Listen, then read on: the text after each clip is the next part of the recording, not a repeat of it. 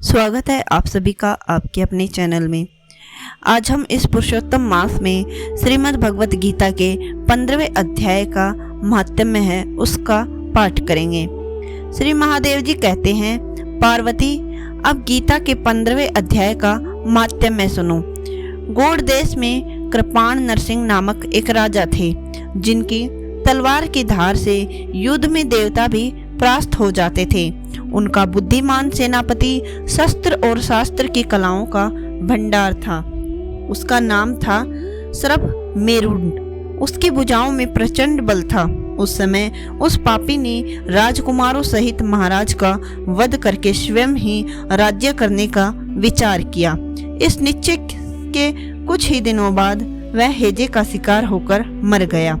थोड़े समय में वह पापात्मा अपने पूर्व क्रम के कारण सिंधु देश में एक तेजस्वी घोड़ा हुआ। उसका पेट सटा हुआ था। घोड़े के लक्षणों का ठीक ठाक ज्ञान रखने वाले किसी वैश्य के पुत्र ने बहुत सा मूल्य देकर उस अश्व को खरीद लिया और यत्न के साथ उसे राजधानी तक वह ले आया। वैश्य कुमार पर वह अश्व राजा को देने को लाया था। यद्यपि राजा उस वैश्य कुमार से परिचित थे, तथापि द्वारपाल ने जाकर उसके आगमन की सूचना दी। राजा ने पूछा, किस लिए आए हो? तब उसने स्पष्ट शब्दों में उत्तर दिया, देव, सिंधु देश में एक उत्तम लक्षणों से संपन्न अश्व था, जिसे तीनों लोगों का एक रत्न समझकर मैंने बहुत सा मूल्य देकर खरीद लिया है। राजा ने आज्ञा दी, उस अश्व को यहाँ ले आओ। वास्तव में वह घोड़ा गुणों में उच्च श्रवा के समान था। सुंदर रूप का तो मानो घर ही था। शुभ लक्षणों का समुद्र जान पड़ता था। वैश्य घोड़ा ले आया और राजा ने उसे देखा। अश्व का लक्षण जानने वाले इसकी बड़ी प्रशंसा की। प्रशंसा सुनकर राजा अपार आनंद में निमग्न हो गए और उन्होंने वैश्यों को मुंह मांगा सुवर्ण देकर तुरंत ही उस अश्व को खरीद लिया। कुछ दिनों के बाद एक समय राजा शिकार खेलने के लिए उत्सुक हो उसी घोड़े पर सवार होकर वन में गए। वहां मृगों के पीछे इन्होंने अपना घोड़ा बढ़ाया। पीछे पीछे सब ओर से दौड़कर आते हुए समस्त सैनिकों का साथ छूट गया। वे हिरणों द्वारा आकृष्ट होकर बहुत दूर निकल गए थे। प्यास से उन्हें व्याकुल कर दिया। तब वे घोड़े से उतरकर जल की खोज करने लगे। घोड़े को तो उन्होंने वृक्ष की डाली में बांध दिया और स्वयं एक चट्टान पर चढ़ने लगे। कुछ दूर जाने पर उन्होंने देखा कि एक पत्ते का टुकड़ा हवा से उड़कर शिलाखंड पर गिरा है। उसमें गीता के 15वें अध्याय का आधा श्लोक लिखा हुआ था। राजा उसे बांचने लगे। उनके मुख से गीता के अक्षर सुनकर घोड़ा तुरंत गिर पड़ा और अश्व शरीर को छोड़कर तुरंत ही दिव्य विमान पर बैठकर वह स्वर्गलोक को चला गया। तत्पश्चात राजा ने पहाड़ पर चढ़कर एक उत्तम आश्रम देखा, जहां नाग के सरकेले, आम और नारियल के वृक्ष लहरा रहे थे। आश्रम के भीतर एक ब्राह्मण बैठे हुए थे, जो संसार की वासनाओं से मुक्त थे। राजा ने उन्हें प्रणाम करके बड़ी भक्ति से साथ पूछा, ब्राह्मण, मेरा अश्व जो अभी अभी स्वर्ग को चला गया है, उसमें क्या कारण है? राजा की बात सुनकर त्रिकालदर्शी मंत्रवेता एवं महापुरुषों में श्रेष्ठ विष्णु शर्मा नामक ब्राह्मण ने कहा, राजन, पूर्व काल में तुम्हारे यहाँ जा सर्प मेरुंड नामक सेनापति था। वह तुम्हें पुत्रों सहित मारकर स्वयं राज्य हड़प लेने को तैयार था। इसी बीच में हेजे का शिकार होकर वह मृत्यु को प्राप्त हो गया। इसके बाद वह उसी पाप से घोड़ा हुआ था। यहाँ कहीं गीता के 15वें अध्याय का आधा श्लोक लिखा मिल गया था, उसे ही तुमने बांच दिया। उसी को तुम्हारे मुख से सुनकर वह अश्व स्वर्ग को प्राप्त हुआ। तदंतर राजा के पार्श्ववर्ती सैनिक उन्हें ढूंढते हुए वहां पहुंचे। उन सबके साथ ब्राह्मण को प्रणाम करके राजा प्रसन्नता पूर्वक वहां से चले और गीता के 15वें अध्याय के 16 अक्षरों से अंकित उसी पत्र को बाँच बाँच कर प्रसन्न होने लगे। उनके नेत्र हर्ष से खिल उठे थे। घर आकर उन्होंने मंत्रवेता मंत्रियों के साथ अपने पुत्र सिंहबल को राज्य सिंहासन पर अभिषिक्त किया और शिवम 15वें अध्याय के जब से विशुद्ध चित्त होकर मोक्ष प्राप्त कर लिया। अब हम आगे जानेंगे 15वें अध्याय। तो जो 15वां अध्याय है वो हमें पुरुषोत्तम मास में पढ़ना चाहिए, उसका अध्ययन करना चाहिए। तो जो 15वां अध्याय है वो है उस श्री कृष्ण भगवान फिर से बोले कि हे अर्जुन, आदि पुरुष परमेश्वर मूल वाले और ब्रह्मा रूप वाले मुख साक्ष्य वाले जिस संसार रूप पीपल के वृक्ष को अविनाशी कहते हैं तथा जिसके वेद पत्ते कहे गए हैं, उस संसार के रूप वृक्ष को पुरुष मूल सहित तत्व से जानता है, वह वेद के तात्पर्य को जानने वाला है।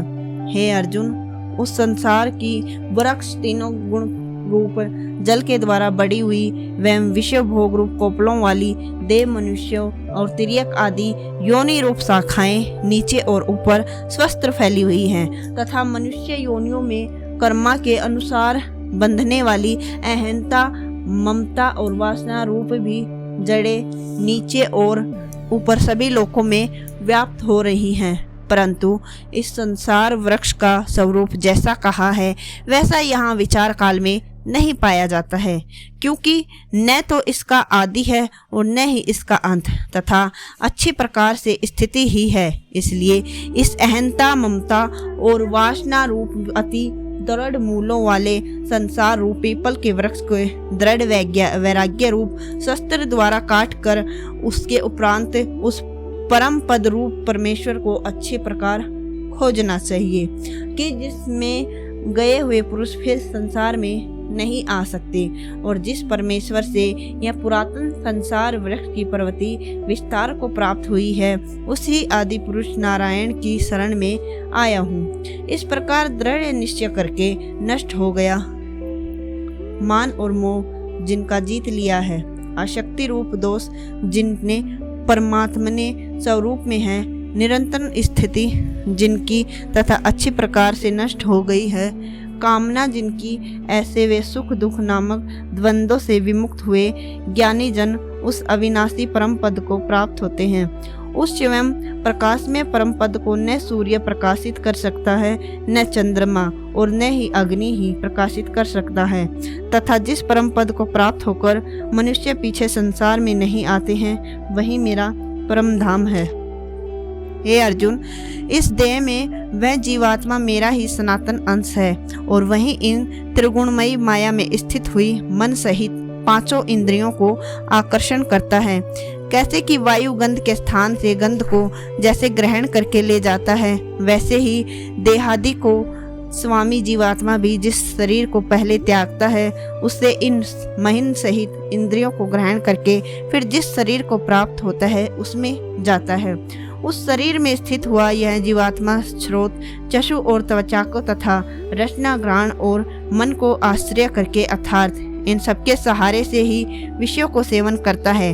परंतु शरीर छोड़कर जाते हुए अथवा शरीर में स्थित हुए विषयों को भोगते हुए अथवा तीनों गुणों से युक्त हुए भी अज्ञानी जन नहीं जानते हैं। केवल ज्ञान रूप नेत्रों वाले ज्ञानी जन ही तत्व जानते हैं, क्योंकि योगी जन भी अपने हृदय में स्थित हुए हैं। इस आत्मा को यत्न करते हुए भी तत्व से जानते हैं और जिन्होंने अपने अंतकरण को शुद्ध नहीं किया, ऐसे अज्ञानी जन को यत्न करते हुए भी इस आत्मा को नहीं जानते हैं। हे अर्जुन, जो भी तेज सूर्य स्थित हुआ संपूर्ण जगत को प्रकाशित करता है तथा जो तेज चंद्रमा में स्थित है और जो तेज अग्नि में स्थित है, उसको तू मेरा ही तेज जान और मैं ही पृथ्वी में प्रवेश करके अपनी शक्ति से सब भूतों को धारण करता हूँ और रस स्वरूप अर्थात अमृत में चंद्रमा होकर संपूर्ण औषधियों को अर्थात वनस्पतियों को पुष्ट करता हूँ तथा मैं ही सब प्राणियों के शरीर में स्थित हुआ वैश्वानर अग्नि रूप होकर प्राण और अपान से युक्त हुआ 4 प्रकार के अन्न को पचाता हूँ, और मैं ही सब प्राणियों के हृदय में अंतर्यामी रूप स्थित हूँ, तथा मेरे से ही स्मृति, ज्ञान और अपोहन होता है, और सब वेदों द्वारा मैं ही जानने के योग्य हूँ, तथा वेदांत का कर्ता और वेदों को जानने वाला भी मैं ही हूँ। हे अर्जुन, इस संसार में नाशवान और अविनाशी भी यह 2 प्रकार के पुरुष हैं। उनमें संपूर्ण भूत प्राणियों के शरीर तो नाशवान और जीवात्मा अविनाशी कहा जाता है, तथा उन दोनों से उत्तम पुरुष तो यह अन्य भी हैं, जो तीनों लोकों में प्रवेश करके सबका धारण पोषण करते हैं। एवं अविनाशी परमेश्वर और परमात्मा ऐसे कहा गया है, क्योंकि मैं नाशवान जड़ वर्ग क्षेत्र से तो सर्वथा अतीत हूँ, और माया में स्थित अविनाशी जीवात्मा से भी उत्तम हूँ, इसलिए लोक में और वेद में भी पुरुषोत्तम नाम से प्रसिद्ध हूँ। हे भारत, इस प्रकार तत्व से जो ज्ञानी पुरुष मेरे को पुरुषोत्तम जानता है, वह स्वर्ग पुरुष सब प्रकार से निरंतर मुझ वासुदेव को, परमेश्वर को ही भजता है। हे निष्पाप अर्जुन, ऐसे